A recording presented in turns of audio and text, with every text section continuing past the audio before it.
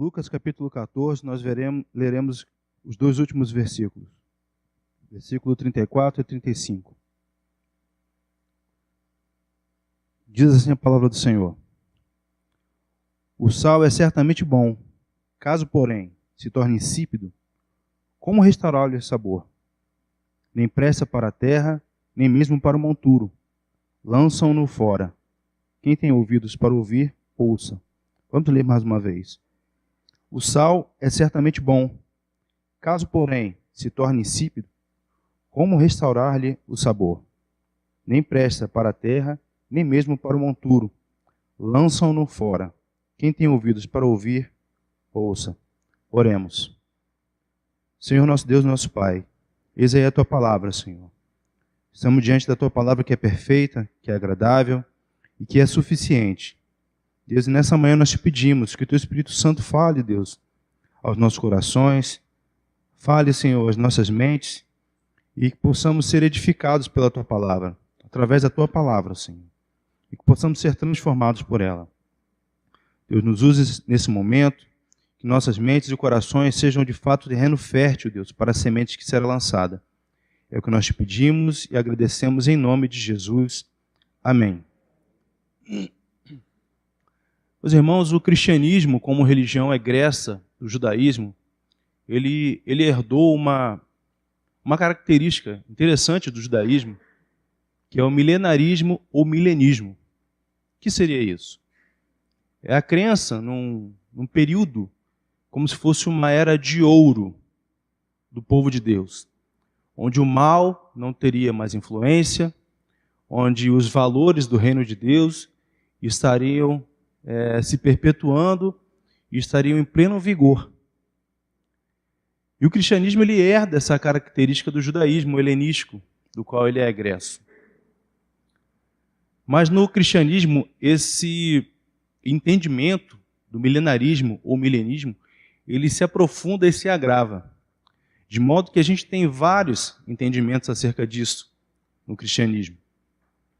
A gente tem, por exemplo, aquelas pessoas que creem no pré-milenismo, em que o evento da parousia, ou a volta de Cristo, né, para reunir os seus santos, ela seria antes do governo milenar, antes do milênio. Nós temos várias igrejas, na verdade, a maioria das igrejas tem esse pensamento pré-milenista, onde o evento da parousia, da volta de Cristo, antecede ao milênio. E essas pessoas creem num governo político, num milênio literal, de 1000 anos, 365 dias multiplicados por 1000. Nós temos também pessoas que creem no pós-milenismo, em que a parousia seria após esse governo político de 1000 anos. Ou seja, o evento da volta de Cristo à Terra seria pós-milênio.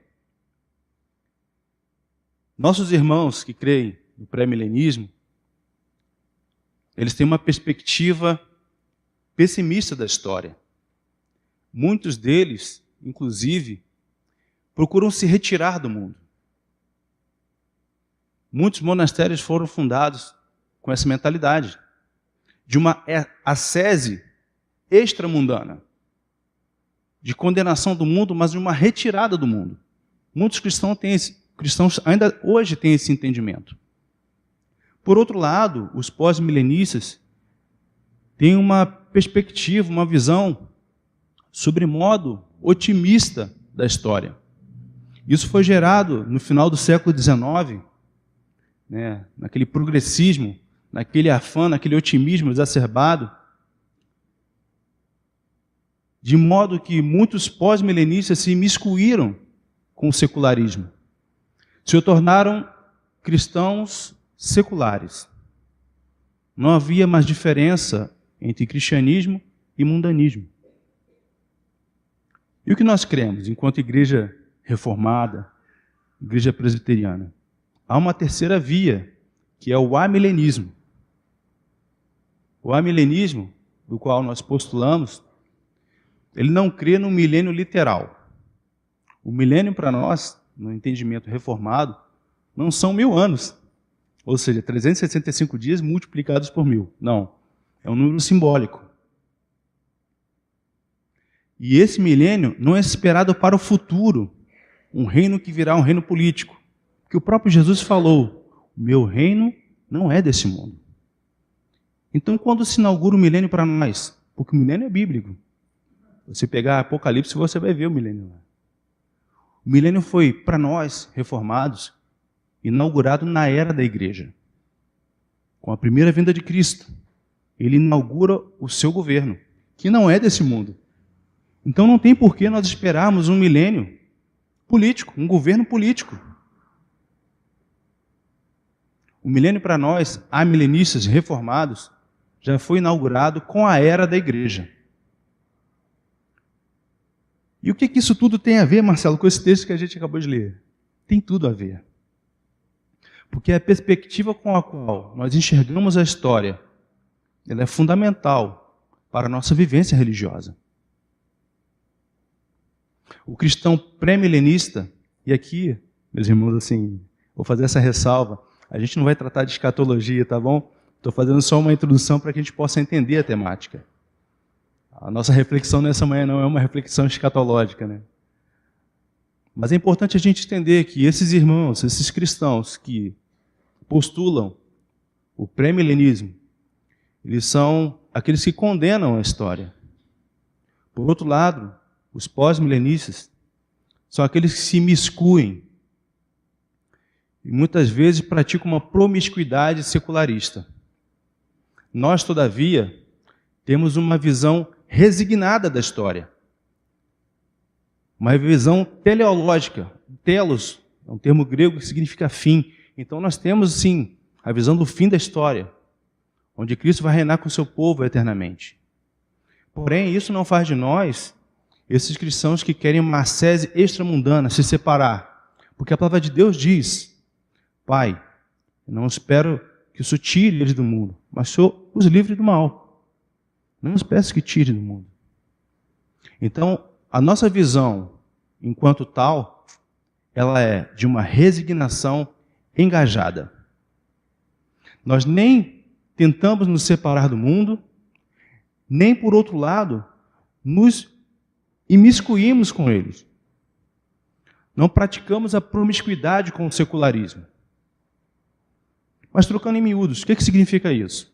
A época da Reforma, Deus agiu na história e Lutero, quando estava fazendo a sua tradução da Bíblia, e a Reforma, como os irmãos bem sabem, é um dos pontos que marca o início da modernidade. Ele traduz a Bíblia para o alemão, dando início ao alemão moderno. A tradução da Bíblia que Lutero fez para o alemão, ela foi a base do alemão moderno. E ele traduziu o termo vocação, Beruf, dando a entender que nós tínhamos que ter a nossa vida, o nosso trabalho, como vocação no mundo. E aí nós precisamos entender que é isso que o texto está dizendo. Nós somos o sal da terra. Não devemos, como esses cristãos que entendem o milênio, o reino pré-milenar de Cristo, né? Tentar se separar do mundo, de alguma forma, uma ascese extramundana. Não, não é isso que a palavra diz. Por outro lado, também não temos que ter a visão desses irmãos pós-milenaristas de se imiscuir e de praticar uma promiscuidade secularista. Nós temos que ter uma resignação engajada. Nós sabermos que, sim, muitos são chamados e poucos escolhidos. Mas nós temos a nossa vocação de ser sal. E é isso que a gente vai trabalhar um pouquinho nessa manhã. Vou trabalhar com os irmãos aqui, nós procuraremos refletir sobre 2 pontos, desses 2 versículos bem breves. Mas que nós entendamos, ao final aqui, meus irmãos, dessa reflexão, qual é o nosso posicionamento no mundo. Porque é disso que está tratando. O sal certamente é bom. É assim que começa o texto. E aí eu faço uma pergunta. O que significa ser sal? Já que o texto está tratando sobre essa essa metáfora aqui. O que significa ser sal? Parece uma pergunta tácita. À primeira vista parece. Mas o que significa ser sal? Isso nos remete, obviamente, à culinária, né? Meus parcos conhecimentos de culinária, eu vou tentar aqui no senso comum, para a gente tentar compreender, né? Alargar um pouquinho a nossa compreensão do que significa isso. Quando se fala em sal, a gente pensa em tempero, em comida, não é verdade? E a nossa culinária brasileira ela é muito rica em temperos, né? E aí eu fico pensando, quando a gente está fazendo uma comida, sobretudo as irmãs aqui, que normalmente cozinham muito melhor que os homens, né? Alguns aqui cozinham bem, eu sei, mas a maioria das irmãs cozinham muito melhor, né? Quando a gente pensa na questão de temperos, a nossa culinária é muito rica, ou seja, nós temos uma ampla gama de temperos que podemos substituir, intercambiar, e inclusive suprimir. Não é verdade? Tem gente que, por exemplo, tem alergia à pimenta, não pode comer, que tem gastrite, que tem úlcera, enfim.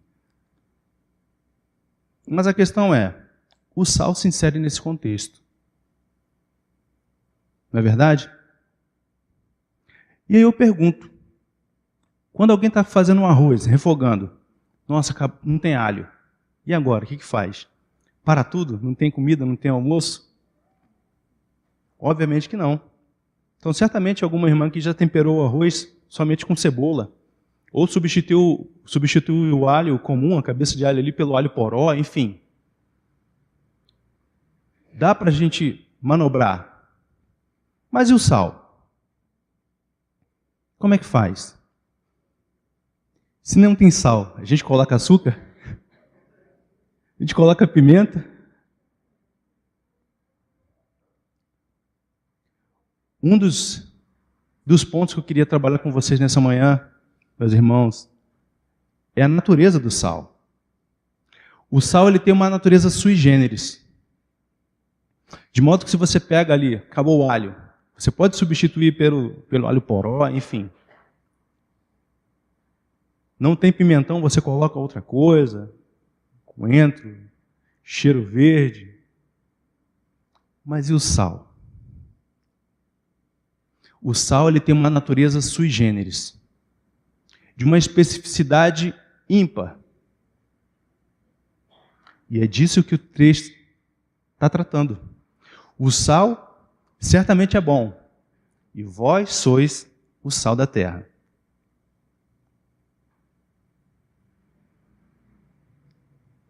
Assim como o sal, meus irmãos, a igreja tem uma natureza sui generis. Diferentemente de um partido político, de uma organização não governamental, de uma academia, a igreja tem uma natureza específica, que faz dela uma entidade única na face da terra. Assim como o sal, ele não pode ser facilmente substituído. Na verdade, eu penso até que ele não pode ser substituído. A igreja, de igual modo, tem uma natureza sui generis. Ela tem uma especificidade ímpar, que é ser a portadora da mensagem salvífica do Evangelho de Jesus Cristo. Eu falei aqui sobre organização não governamental, uma ONG, que, por exemplo, pode tratar com recuperação de dependentes químicos. Não necessariamente tem que haver cunho religioso nessa organização. E pessoas são recuperadas. Inclusive, clínicas de recuperação, por exemplo, espíritas. E pessoas são recuperadas lá. E qual a diferença da igreja? A igreja é como o sal, uma instituição sui generis. Ainda que pessoas possam ser recuperadas também, através da igreja, da ação social da igreja. A pessoa pode ter uma recaída.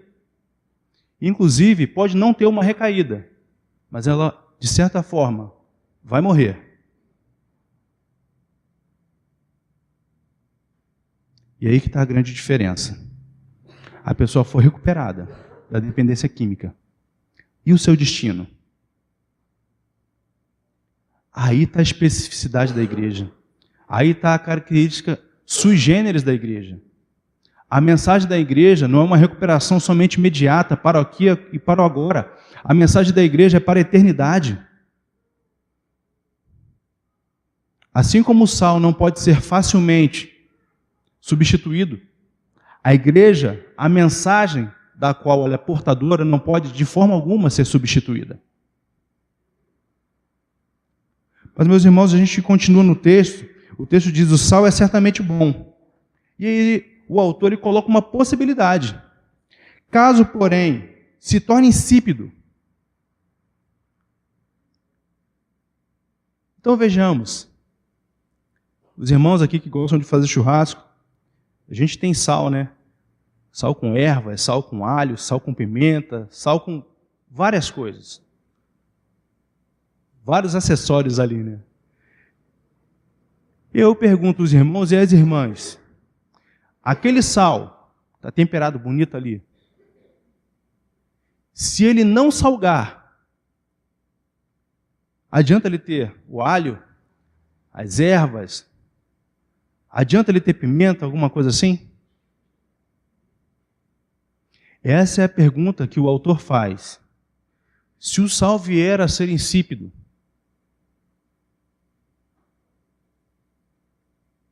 e aí eu faço outra pergunta. A primeira pergunta que nós fizemos aqui, refletimos um pouquinho dela: o que é ser sal? Porque a Bíblia diz: vós sois o sal da terra. E o que é ser sal? É ter essa natureza sui generis.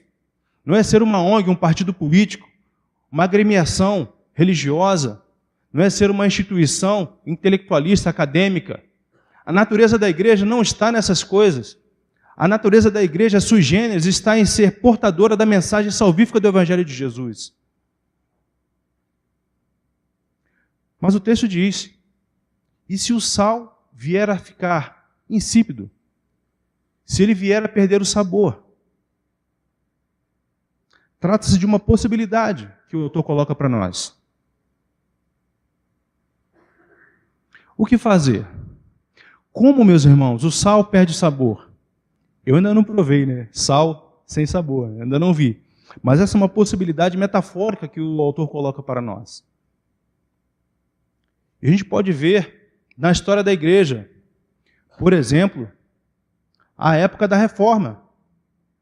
A alta ortodoxia luterana gerou uma forma de religiosidade tão fria, tão presa ao intelectualismo, a uma letra fria, a dogmas doutrinários, que o Espírito Santo de Deus foi necessário atuar na história e gerar uma religiosidade mais colada com a vivência religiosa, com o Espírito Santo de Deus. E daí surgiu o pietismo. Com Philipp Jacob Spener, ele começou a reformar aquela ortodoxia luterana morta, sem vida, presa somente a dogmas. E no ramo reformado também, meus irmãos. O movimento puritano foi um movimento de renovação daquela religiosidade fria, perdida em dogmas e conceitos mortos. Dentro do anglicanismo, foi necessário que o Espírito Santo de Deus atuasse. E daí surgiu o metodismo, com a experiência do coração aquecido, de uma religiosidade mais vívida, mais centrada com o Espírito Santo de Deus. Então vocês percebam que quando a igreja se volta para o intelectualismo, para o academicismo, ela se desvia e ela deixa de ter o seu sabor. Ela deixa de ter a natureza sui generis do sal. Passa a ser insípida. De igual modo, quando a igreja de Jesus Cristo, ela se volta para a política, quando o seu foco não está no Evangelho de Jesus Cristo, e ela se volta para a atividade política, ela perde o seu sabor, ela se torna insípida. E aqui na cidade nós temos, meus irmãos. Bem perto de nós aqui nós temos exemplos desse tipo de igreja, onde membros são coagidos a votar no político que é indicado pela liderança da igreja. E de forma nepótica, onde o pastor presidente pratica o nepotismo descaradamente. É aí quando a igreja perde o seu sabor. É aí quando a igreja se torna insípida. De outro modo, nós temos também igrejas cujo foco é um assistencialismo, a atividade social. E quando a igreja não tem o foco no evangelho, mas na atividade social, ela perde o seu sabor. Acaba atuando como uma organização não governamental, como uma ONG. E deixa de ser sal, se torna insípida. E sabe o que é interessante, meus irmãos? O texto aqui não está dizendo que o sal se transformou em outra coisa, que ele mudou de aparência, que ele teve um cheiro modificado. A grande questão de nós entendermos aqui são essas nuances. O sal deixou de ter sabor. Não fala que ele mudou de aparência, o sal ficou marrom, ficou escuro, estava com um cheiro desagradável, mudou sua granulação, mudou sua composição química. Diz apenas que ele fez o quê? Deixou de ter sabor. E é assim que ocorre com a igreja, de forma muito subliminar. Porque assim como o sal aqui não teve sua característica mudada, não deixou de ser branco, não teve um mau cheiro, não mudou sua granulação, muitas igrejas, muitos irmãos ainda cultuam, ainda praticam seus cultos, ainda mantêm seus símbolos de fé, mas destituídos de sabor, destituídos da sua verdadeira finalidade, que é a pregação do verdadeiro Evangelho de Jesus Cristo. E a Bíblia diz que o sal é bom. O cristão verdadeiro, pregador do Evangelho, ele é bom. Mas se o sal perder o seu sabor, se o sal vier a ser insípido, ou seja, se o cristão deixar o Evangelho de Jesus Cristo para aplicar o seu foco na política, se a igreja de Jesus Cristo, se o cristão verdadeiro deixar o seu foco no Evangelho e voltar o seu foco para ações sociais, para um academicismo, ele está perdendo o seu sabor. Isso é muito sutil, meus irmãos, que a palavra de Deus aqui ela não diz que o sal começou a ter um odor ruim. Isso indica para nós que muitas vezes essas mudanças, essas concessões são imperceptíveis. Talvez aconteça de forma paulatina. Eu acho muito difícil, como algumas igrejas aqui, em bairros vizinhos, por exemplo, que essa imposição fosse de uma vez só. Você tem que votar no meu candidato, você tem que votar no meu filho. São concessões que vão fazendo com que a igreja perca o seu sabor. E a gente está falando aqui, meus irmãos, sobre finalidade, sobre propósito. Porque a pergunta que o autor faz é uma pergunta meramente retórica. Se o sal perdeu o seu sabor, para que presta? Qual é o seu préstimo? Qual é a sua finalidade? É uma pergunta retórica que todo mundo sabe qual é a resposta. Não presta para nada. E se a igreja perde o seu sabor, se a igreja perde a sua finalidade, ela se torna um partido político, ela se torna uma ONG. Mas a Bíblia diz que o sal é certamente bom. Mas existe essa possibilidade, uma possibilidade real e muito perigosa, do sal vir a perder o seu sabor. Vós sois o sal da terra. E eu digo isso enquanto instituição, mas eu digo isso também de forma individual, porque nós somos a igreja. Nós compomos a igreja de Jesus Cristo. Há irmãos que já estão tão seculares que não conseguem fazer distinção mais entre igreja e mundo. E há igrejas da mesma forma institucionalizada. Igrejas da reforma, que estão defendendo um casamento homoafetivo. Igrejas da reforma, igrejas históricas, não foram igrejas que o camarada saiu aqui e abriu uma portinha ali agora.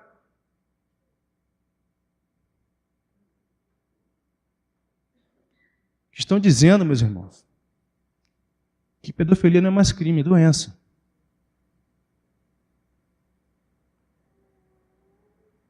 São concessões que vão fazendo com que o sabor seja perdido.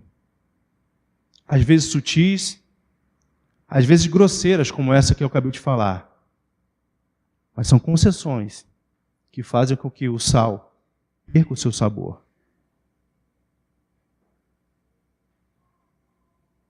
Eu pergunto, o que é ser sal? Eu acabei de falar da natureza sui generis da igreja, da natureza sui generis do sal. Talvez seja mais fácil, meus irmãos, explicar pela via negativa. Então eu vou dizer, ser sal não é ser pimentão. Ser sal não é ser alho, nem cebola. Ser sal não é ser dedo de moça, nem pimenta do reino. Ser sal é ser sal. Igreja tem que ser igreja. Não é agremiação política. Igreja não tem que ser ONG de assistência humanitária. Não que essas coisas não permeiem a vida da igreja. Nós temos que praticar a diaconia, a assistência. Sim, nós temos que fazer isso. Nós temos que ter uma consciência política, sermos bons cidadãos e, quiçá, até engajados. Podemos ter bons políticos no nosso meio, profissionais, pessoas que são competentes, mas essa não é a finalidade da igreja. O sal, ele tem que salgar. Ser sal não é ser cebola. Ser sal não é ser pimentão. Ser sal é ser sal. Eu acho que depois dessa o conselho vai me chamar, irmão. O pessoal vai sair daqui e falar assim, pô, o cara foi lá falar que ser sal é ser sal. Esse cara não prega mais aqui. Mas, meus irmãos, a pergunta é retórica. O autor aqui está usando da retórica. Se o sal não tiver mais sabor, para que presta? Todos nós sabemos. Ninguém em sã consciência pegaria um sal sem sabor e colocaria no churrasco. E é assim com a igreja. A finalidade da igreja não é o assistencialismo social. A finalidade da igreja não é ser uma agremiação política. A finalidade da igreja não é ser uma agremiação acadêmica. A finalidade da igreja é ser igreja, portadeira do verdadeiro evangelho de Jesus Cristo. Isso é ser sal.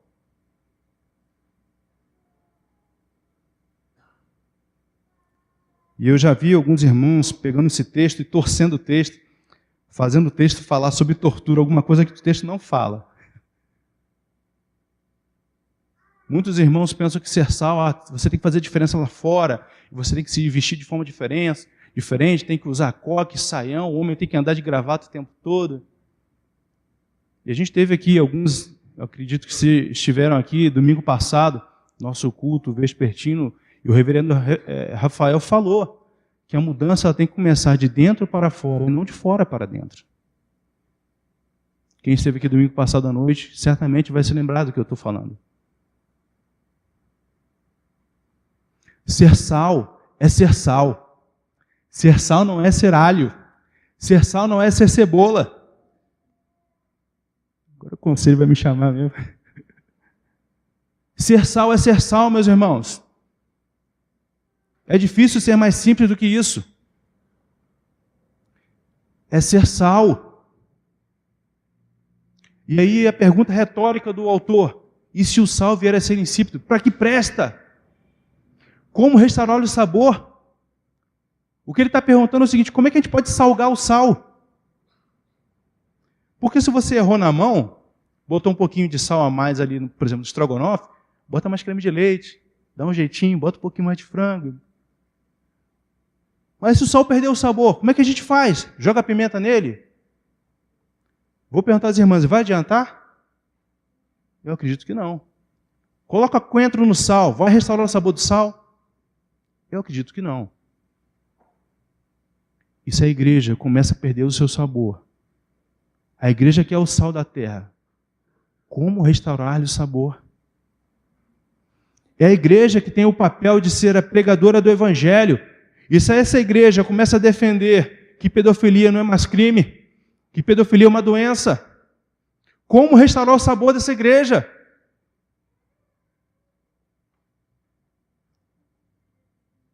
Se a igreja, que é a portadora do evangelho, começa a defender o aborto, como restaurar o sabor dessa igreja?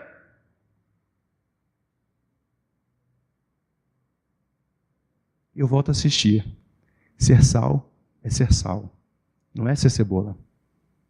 Ser sal não é ser alho. Ser sal não é ser pimentão. Ser sal é ser sal. E eu gostaria que você virasse um pouquinho a página. Vamos achar o versículo 25 do capítulo 14.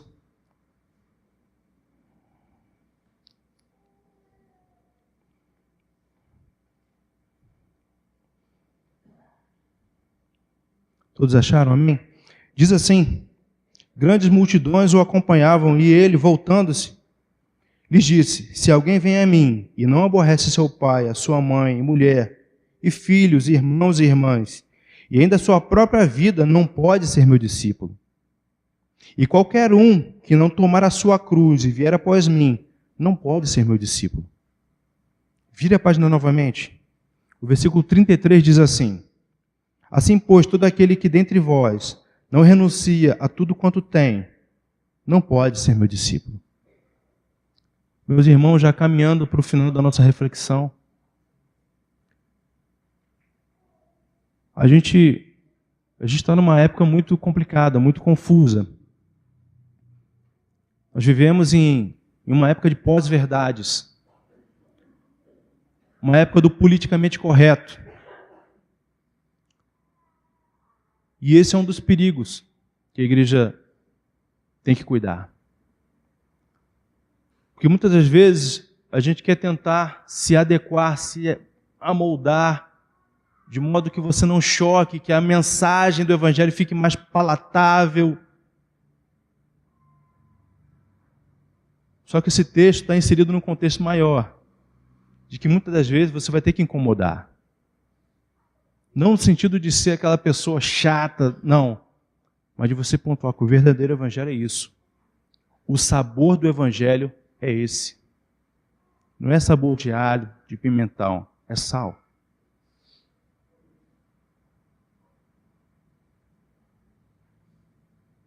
Por vezes aqui, conforme o próprio Jesus coloca, quem quiser seguir a mim, muitas vezes vai ter que se dispor.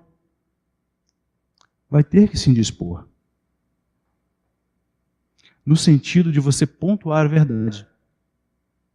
Às vezes a verdade vai causar comichão, as pessoas vão arranhar os dentes por causa da verdade.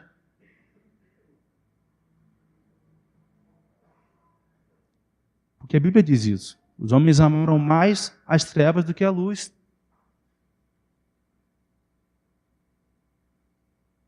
Prezados, ser sal não é ser pimentão. Ser sal não é ser cebola. Ser sal é ser sal. E a pergunta novamente ecoa: e se o sal vier a ser insípido? Como restaurar-lhe o sabor?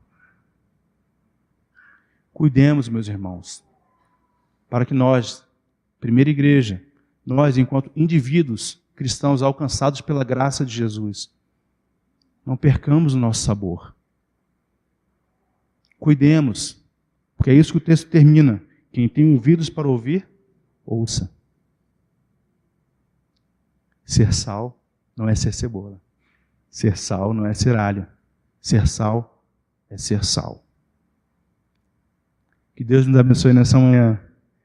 Que Deus nos conserve com o seu sabor, com o seu maravilhoso aroma de Cristo. E que sejamos de fato sal dessa terra. Amém?